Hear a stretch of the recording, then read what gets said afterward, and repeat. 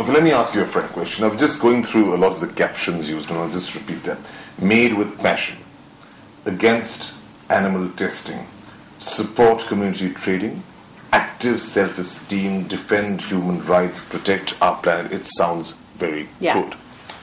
Is this something that comes or emanates from the conscious, or is it purely a conscious marketing line? It is authentic because it came after years of putting that in practice. We changed the law in England.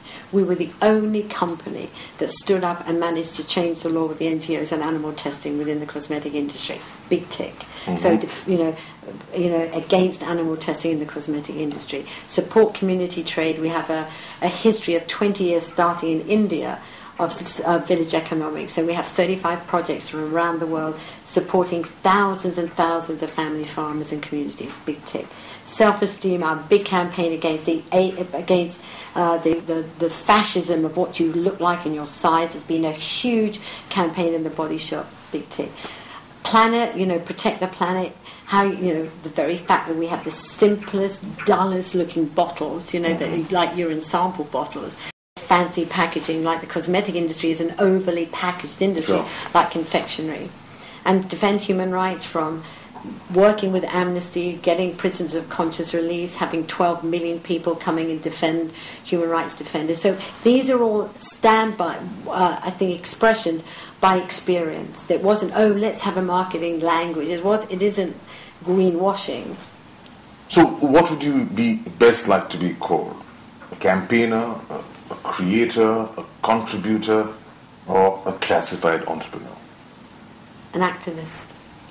I think activists is the rent your paper being on this planet. I can't think if you get informed, if one gets informed, one then usually, in my experience, gets outraged. Mm-hmm. And then the magic thing is moving that outrage to action. It's no good sitting down and having a dinner party conversation about how terrible everything, this middle class, kind, well behaved attitude is. Getting out, putting your head above the parapet, going on marches, being an irritant. So what's it that gets you going and keeps you going? Is it change? I think women are really good at, they haven't changed, they reinvent themselves a lot, but a constant in my life is activism. Whether maybe it's my teachers and the nuns that taught me, my mum, whatever it was, there's always, you were celebrated for when you did things beyond your own worth or comfort zone. And then being shaped by thinkers, being shaped by things like John Steinbeck or William Faulkner. So all your literature you read was to do with social, the human spirit. I don't know, and then the most interesting people I know just leave me breathless are some of the NGOs. I couldn't have fashioned the Body Shop's identity without the moral help of Amnesty being with us day in, day out, telling us the truth of what business practices end up doing, the boardroom murders that go on, whatever you can see. And then Greenpeace was saying, hey, this is how you can do things. This is what you should be doing things. So, I think the smartest thing we ever did, and one of the biggest advisors to business, is bring the NGOs on your side as strategic alliances. All right. Now, you talked about a woman. I remember one of your famous lines, a woman in advancing old age is unstoppable. By any earthly means. By any earthly means. So which is your next stop? I think it was what I'm doing now. After selling my shares at the Body Shop, I have this amazing bounty of money, resources, networking. And so fashioning it, which I've already done, into a foundation that is really about justice, whether it's workers' justice, environmental justice, and giving the money away and doing it while I'm living so I can have some fun doing it and not putting it into these foundations that only give 1% away, or the minimum you can.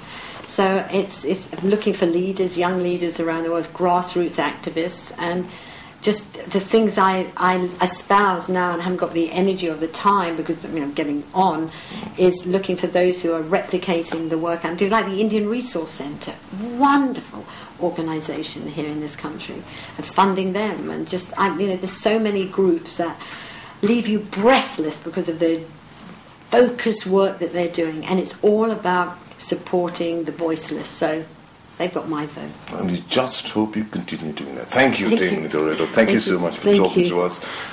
You know what they say? They say that for any big business, any big movement, it all has to start from a small idea.